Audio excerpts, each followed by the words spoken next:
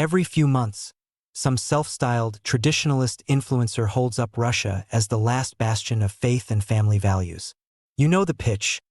The West is lost, but Russia still believes in God, family, and order. Cute story. Too bad the numbers tell a tale that looks more like a hangover than a holy revival. Let's start with the basics.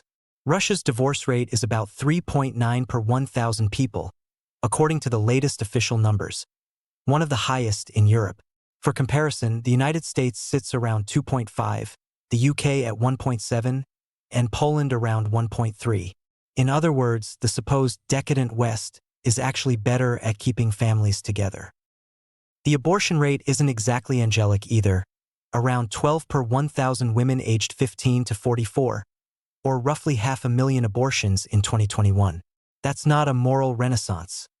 That's a demographic death spiral with incense. Despite all the motherland rhetoric, Russia's fertility rate is hovering at about 1.4 children per woman below replacement and trending downward. If that's the flagship of conservative vitality, the ship's already sinking. Conservatives love to condemn the West's culture of excess. Yet Russia's alcohol consumption is roughly 10.5 liters of pure alcohol per adult per year, and that's the reduced number. In the early 2000s, it was closer to double.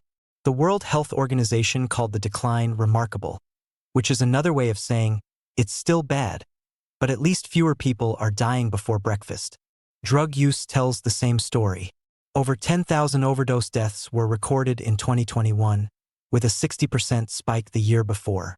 Add to that one of the world's highest HIV infection rates, and the moral clarity starts to smell a lot like cheap disinfectant.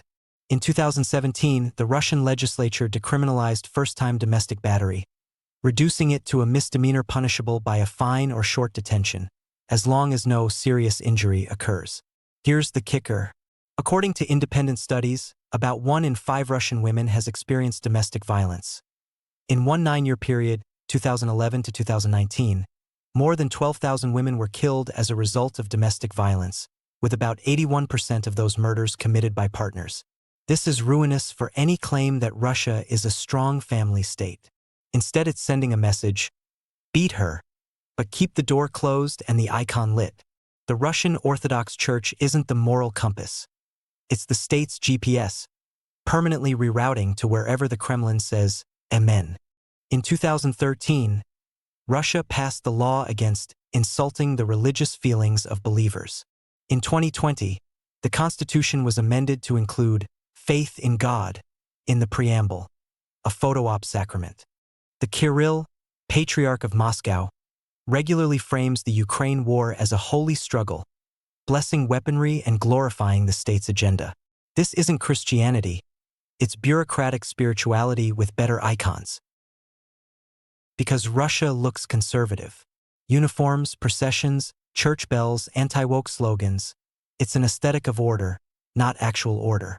The same people who sneer at Hollywood for selling fantasies are lining up for the Kremlin's costume drama. But when you peel off the gold leaf, you find a country with more broken families, more abortions, more alcoholics, and fewer children than the nations it mocks. Russia isn't a Christian fortress defending civilization. It's decadence wearing a cassock, a collapsing society that found new ways to market its decline as virtue.